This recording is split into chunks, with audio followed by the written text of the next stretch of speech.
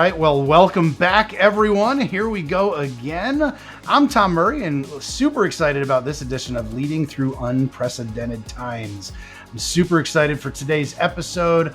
Good friend of mine, Andrew Rebello. Andrew is a Massachusetts Principal of the Year. Congratulations on that, my friend. Assistant Sup/Principal. So not only do you have one job, they thought it was a good idea to give you two jobs and be able to balance all of that. At Diman Regional in Massachusetts. I've gotten to see your leadership firsthand, my friend. I'm so excited to talk about this episode. How are you, my friend? How you doing?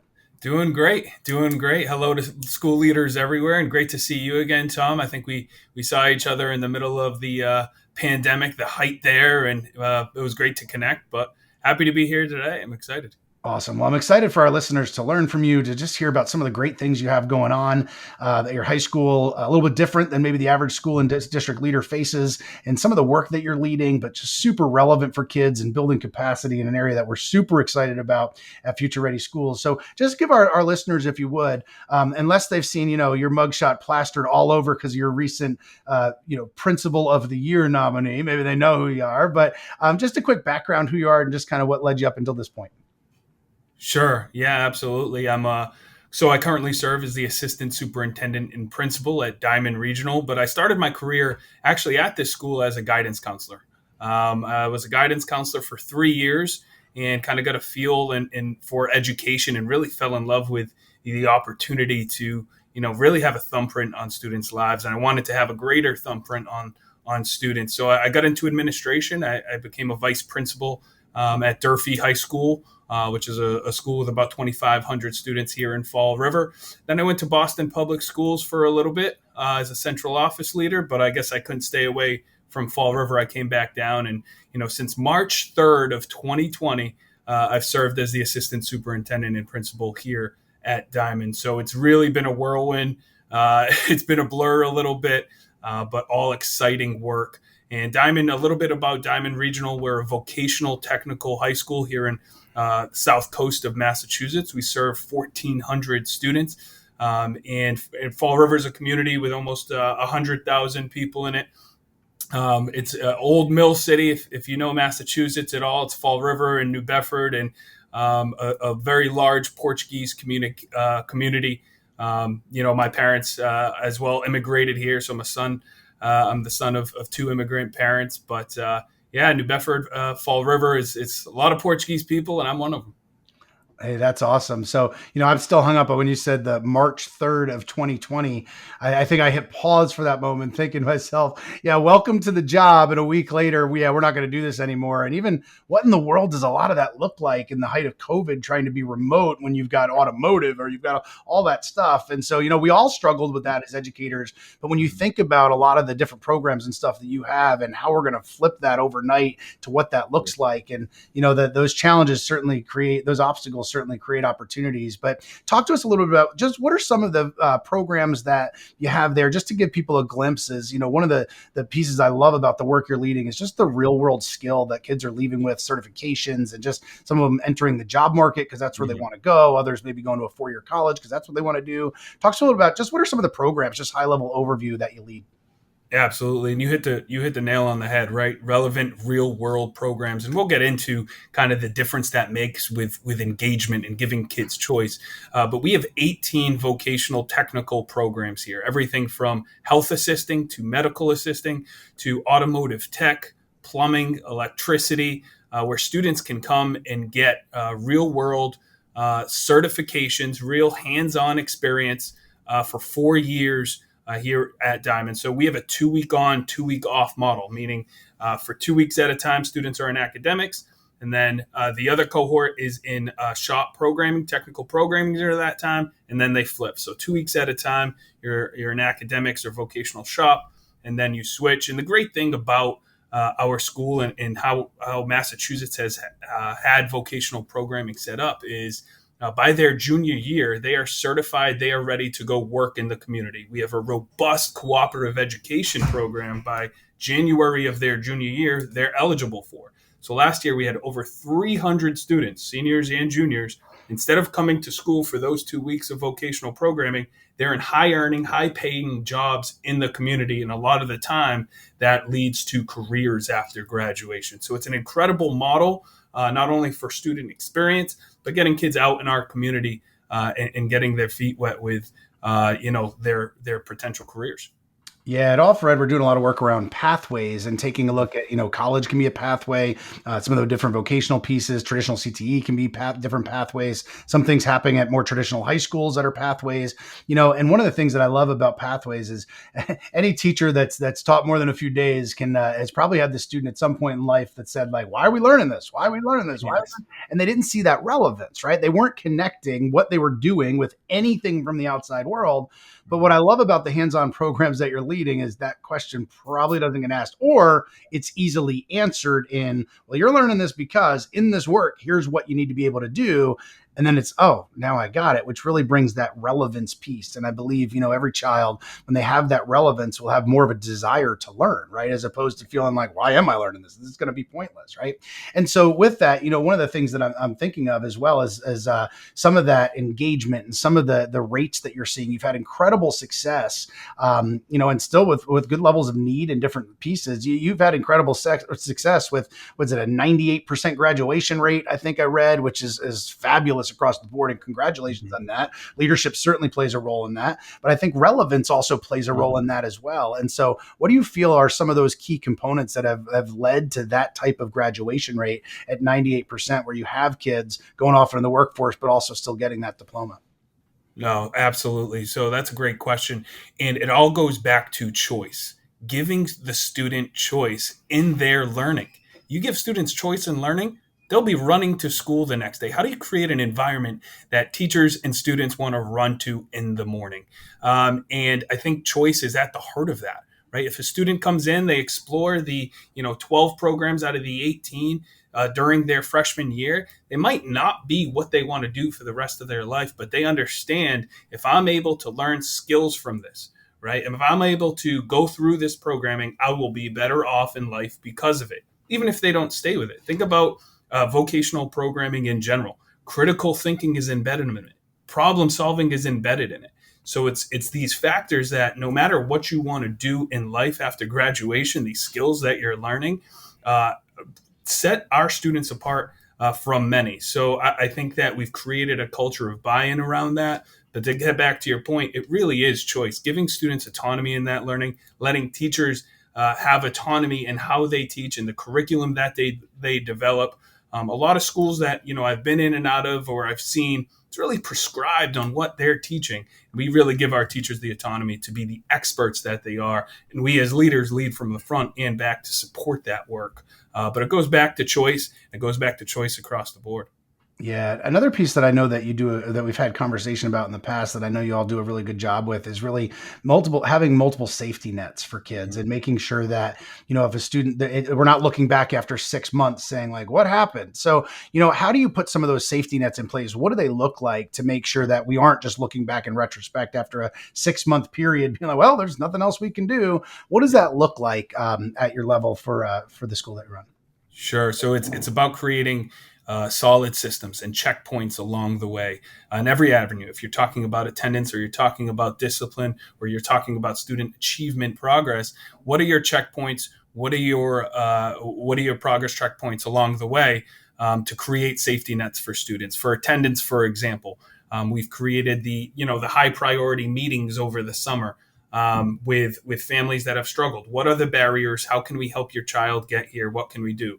And everything from having those meetings to going to knock on doors are some of the strategies to go and reach our families. And then along the way, during the school year, we have our weekly check-in about attendance. So we are looking at students' attendance, who's missed consecutively, who's popping up closer to the number 6 in the first semester, and then having those early meetings and early phone calls, developing attendance intervention plans.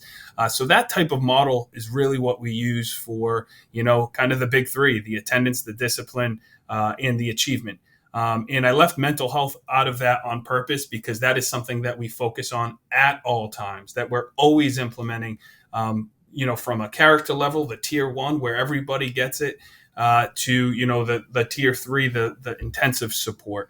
And just quick on the mental health end, something that we developed last year was a morning check-in for students where they would flip open their laptop right after announcements and just have a virtual check-in. So that's why we could reach 1,400 kids of how are you doing today? How was last night? Do you need to talk to someone? What are your spirits like? And we were able to identify proactively kids that might have been struggling that day, and it popped up a lot more kids on our radar. So you got the big three, and then you always got the mental health moving forward. So those are some of the safety nets to help kids progress. Yeah, all really good stuff. One of the pieces I want to ask you about is around community partnerships and some of those partnerships with pathways and stuff that you have.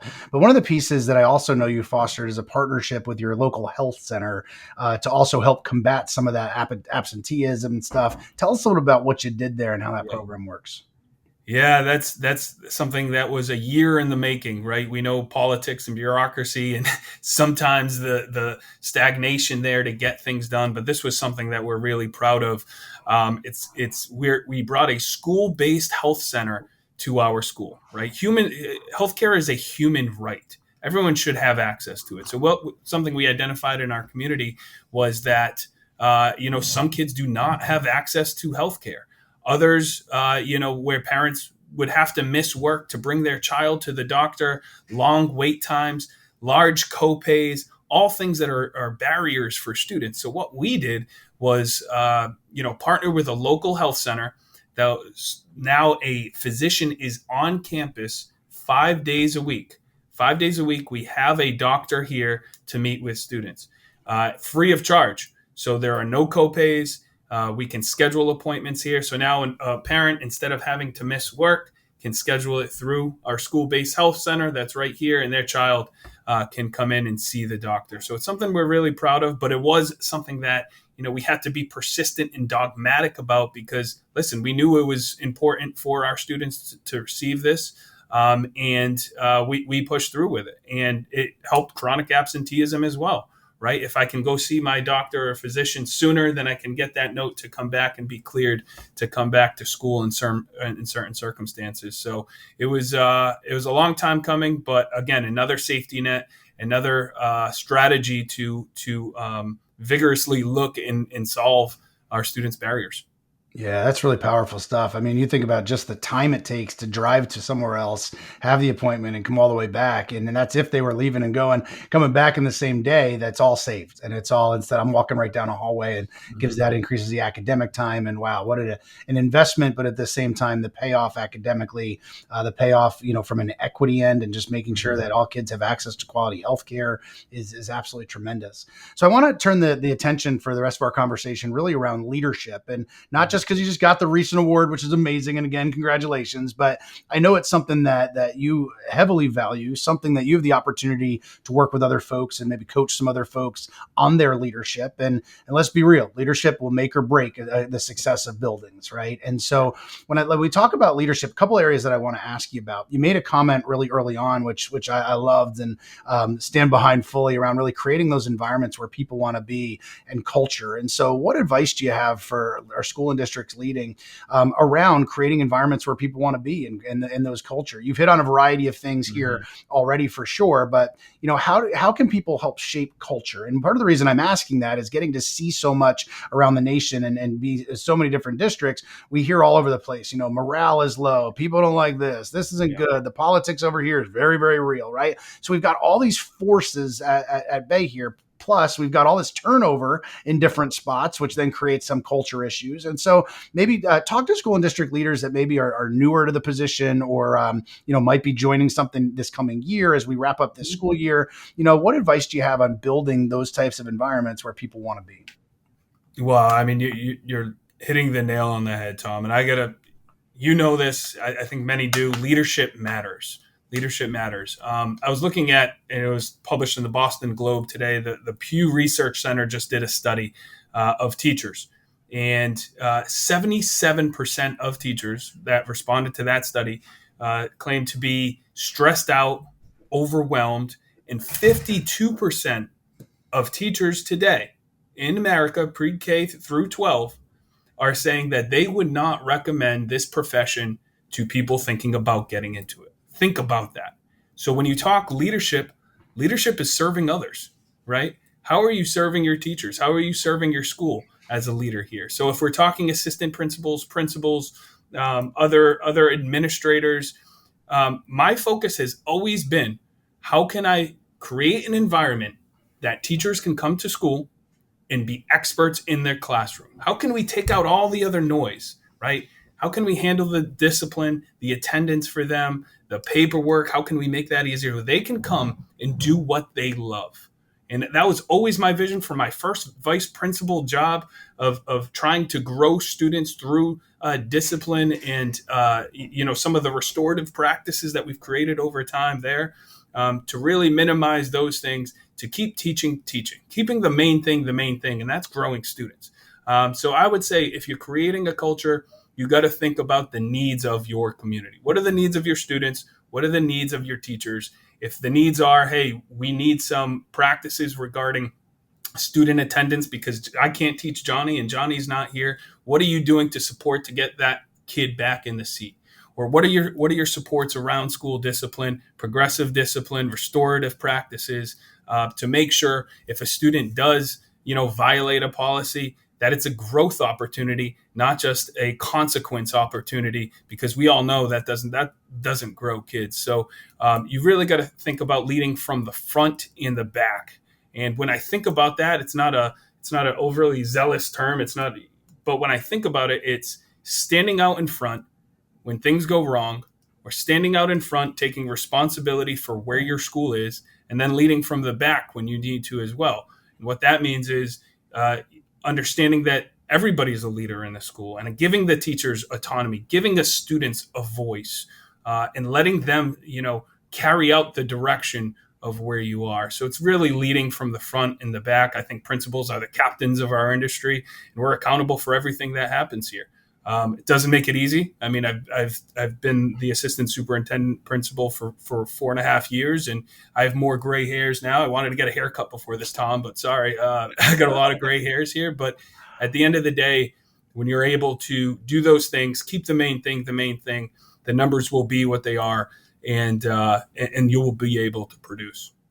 Yeah, I love that. So many just gems of wisdom there that you shared. You made me think of a variety of things. One, leadership, and I'll probably mess this up off the top of my head, but leadership is taking more blame than that's deserved, and then also not taking the credit that's deserved. And like, I love that analogy that you just shared around leading from the front and then also leading from the back. And I also just love your focus on people. And I think if people in our buildings understand, hey, it's not I gotcha, but it's hey, I gotcha, right? Yeah. And I think the importance of that, and the importance of sharing people and showing you, like, I got your back. We're going to work through this.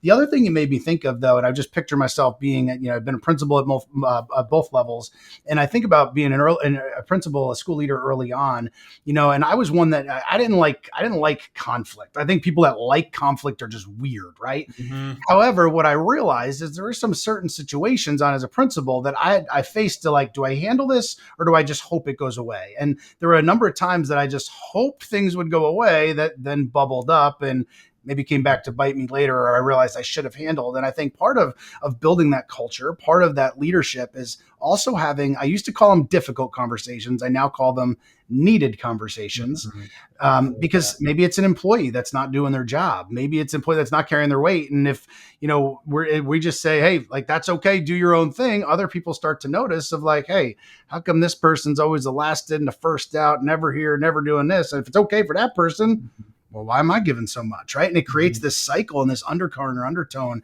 And so I think at times that, with leadership, it's also having to have those needed conversations and still hold those expectations high, like you were saying, for sure, but helping them also leave with their dignity and respect after that conversation, I think, is such an important piece to that. So another piece, you've been talking a lot about your people. And one of the things that's fascinating to me in the VOTEC and the CTE side is how specialized your teachers have to be for your different programs, right? Mm-hmm. When I think nationally, I think about, like, just the crisis and teacher shortage, no less for math or Spanish or whatever it might be, no less for, like, HVAC, right? Yeah, or something along the lines, and finding the right person that has those skills, but can also teach and actually likes kids not knocking my HVAC people, but Yeah. that's a challenging combination. Yeah. And so, talk to me just a moment about how are you strategic with hiring when it comes to, and I think from any school and district leader, they've been working through hiring maybe the last couple of months, looking into next year, but Mhm. you all need to be extra strategic in the hiring process. And so, what are some tips you might have about being really strategic? Here's why I ask real quick. I think it's easy to sit back as principals and say, like, hey, I didn't get any diverse candidates. Oh, well. Mhm. Hey, I Mhm. didn't get any candidates for here, and here's this piece where then there's really no ownership of it. Versus, you all need to be really intentional, I'm sure, with creating partnerships, reaching out to people, asking them to consider certain things. So, what does that look like for you all? What's a tip or two that you have for school and district leaders that may have a broader pool, even if they don't feel like it? Yeah, it's such a real subject that everyone's going through right now, not only, from my school, but nationwide, right? And it's that kind of leads to the number that you heard. 77% of educators are stressed and overwhelmed right now, is leading to buildings not being staffed appropriately, or, positions. So I think just from the vocational technical world, when we're looking for an HVAC teacher or a plumber, it is more difficult because you're asking somebody that's in industry, that's certified in that area, to leave a high paying career to take probably half the pay and work in a school. So it is tough. Luckily, we've built a very strong, and again, I'll use the word robust, advisory board, where we are in the community. We are partnering with these companies where we're sending kids. So twice a year, we have these advisory boards, HVAC, for example, where we'll have industry partners come in, 10 to 20 industry companies that are out there in our community come, sit down, we'll feed them, and we'll talk, where is the world of work going in your company or in your field. And that's how we are able to strategize and build our curriculum to get kids ready for that junior year when they get to them. And that's why we've been able to build such a big cooperative education program. But through that comes the connections, and comes the connections with people where they can see themselves in a building. They can see the securities of kind of education, and how rewarding it is to give back. So that's been one area in the vocational technical world where we've been able to build partnerships, gain networks and connections, that they know who we are. They know the teachers that are here. So we've been able to catch some of those individuals. And then some other strategies that we've used, as far as networking and retaining teachers, or not retaining teachers, but recruiting teachers, is being very present in all of the college fairs. We sent a team up to Bridgewater State, which is a local state college here. There's a diversity educator fair in Boston that we have a presence at. So there are these different fairs that we're trying to get our name out there. And then, we've revamped our educator portal, our hiring portal, to make it 21st century. A lot of things in education are just, hey, this is how they're done. Let's go to the next thing. And that's something we revamped and we're proud of. But the other side of the coin is retaining the excellent teachers you have. And when you have them here, how are you growing them? So for academic and vocational teachers alike here, we've built a mentoring program that spans 2 years, that you're connected with a highly skilled veteran teacher within the building that takes you through everything. Hey, how do I log on to the computer to take attendance, to the instructional strategies that you're using? We have, built into our contract, professional development funds for teachers to use to grow their own practice. Just like on the vocational technical side, where we pay for them to continue their license and re-up their license in their field. Strategies to retain the excellent teachers and veteran teachers that we have. And utilizing our people for that. We're not calling up an agency to come in with work with teachers. We're building almost an ecosystem here of growth and taking responsibility for that. Right, our veteran skilled teachers are saying, "I want to give back to the next generation," and creating that robust mentoring program for them. So it's really that recruiting strategies. How are you getting out there? How are you attacking? How are you finding those individuals? And then retaining the high quality teachers that you have. I love that just people focused response, right? Building that diverse team, being intentional about that, and then also making sure our people want to stay and creating an environment where they can actually stay. So Well, we have a little bit of an advantage here. So we have the restaurant, the culinary arts department that produced Emerald Lagasse is a world famous chef. So he came out of here. So we have a very good culinary program. They call it the Diamond 15 when you start working here. So that's another a cherry on top for our teachers to go have lunch in that great restaurant every yeah, day. how about it? Wow, Emerald having been there. Well, I was going to ask you, but now you can't use him. So I have two more questions for you as we wrap up. When I think about, and I love the work that happens at schools just like yours, and so many times we'll see, here's this one student and they were getting kicked out of class and in a traditional building. They were getting kicked out of class. They never Mm. showed up, didn't want to be there, weren't finding success. They go over to a building that has a program with purpose and relevance and all that stuff. And all of a sudden, 5, 6 months later, you see him winning awards and student of the year and all this kind of stuff. And then some of the previous folks are like, wait, what happened to that kid? But we changed the system, we changed the environment, we gave them purpose and relevance. So I want you to think about a student, and you can't use Emerald, but I think about a story or a success story of a student that came in and or a student you've been connected to in the past 4 years, and then they left, and just now they're off changing the world. Just to give an example, that's not Emerald, that of somebody. I mean, Emerald's obviously world famous on that end, and yeah, I can imagine the culinary 15. I'd be putting that on real quick there as well. But think of a story of a student that you reflect on as just such a true success story from that building that got turned on to learning, their passions ignited, and now they're out kind of changing the world. Well, give me one example of that. I could give you 1,400 examples because the amount of parents that reach out, and it's not always the kids, right? Because they maybe don't see it in the morning, in the moment. But parents are like, he hated school his entire life. He had discipline every single year. What are you guys doing there? He has a smile on his face. Those are the things we get where it's my child is completely different. I don't know what you're doing there. He comes home and talks about his teacher. He comes home and can't wait to get to school the next day and share this. I mean, we had a student forum last night, and I was fired up. This girl in electronics is talking about spaces and who she feels comfortable going to and things like that. And she said, every morning my electronics shop starts with a morning huddle. So the 10 freshman kids, they come together and they have a morning huddle and they share what they did last night or something cool that happened yesterday when they went home. And she was like, yeah, I actually, I tell my mom and dad, I can't wait to share that I scored a goal in soccer today. And she was saying, like, genuinely, like, hey, I can't wait to go tell the other kids and the teacher, I'm going to bring that tomorrow. That'll be my thing. And those small pockets of connection to go along with the choice and relevance that we've been able to get through naturally through the vocational technical, but also on the academic side too, that has really made a difference. And, I was watching something by Sir Ken Robinson, right? And he says, over time, and I think about my daughter, right? She's 3 years old right now, and she's not afraid of anything. She'll say any answer. She'll think she's right. She'll, oh yeah, daddy, that's, I know how to drive a car. I can do that.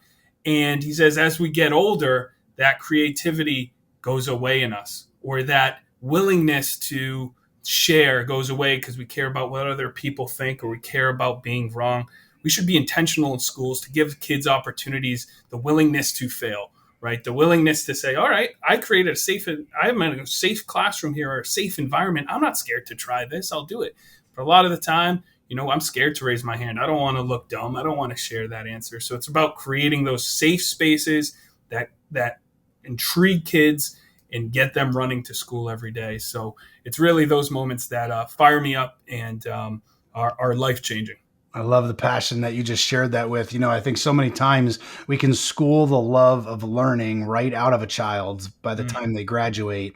but that's not what you're talking about that's happening at your building with the incredible people and programs and opportunities that your students have. So one final question for you before we run.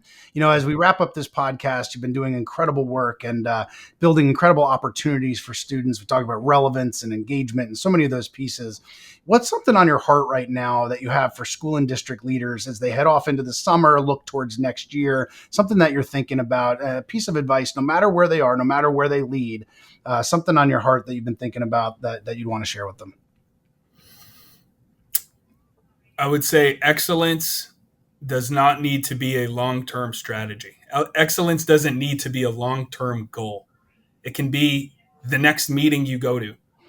Excellence can come out in the next conversation you have in the hallway. And what I mean by excellence is bringing everything you got for 6.5 hours a day to the next thing. And a lot of the time, we want to be great at recruiting and retaining teams. We want to be great at instructional practices. It starts with us. And I hear you say it all the time in your speeches, Tom, right? What are you doing to individually progress your school? And for leaders, excellence doesn't need to be long-term. It can be in the next conversation, the next meeting, the next observation. It can be literally right now. And I really think that, excellence or schools in general, right? It's not a skill set deficit right now, right? It's a will set proposition. Do we have the professional and political will and courage to do right by our students? So that's what I'll leave you with. Awesome. So one final piece here, and as we're recording a podcast, I'm muted real quick because of the dog barking. But you know what? Every person can relate to that if you're listening to this. So thanks for your extra moments there, everybody. But as you're sharing that, I'm thinking about number one, the opportunities you've created. Number two, the incredible insights that you just shared. I was processing your whole thing about excellence and all of that. Absolutely love that. So I just want to say thank you for your time today. There is no question why you were recently awarded the Massachusetts Principal of the Year, and again, congratulations on that. Thank you for your work each and every day with kids. With that, my friend, it has been awesome to have you. That's Andrew Rebello, everybody. Andrew, thank you so much for your time today. Thank you so much, Tom.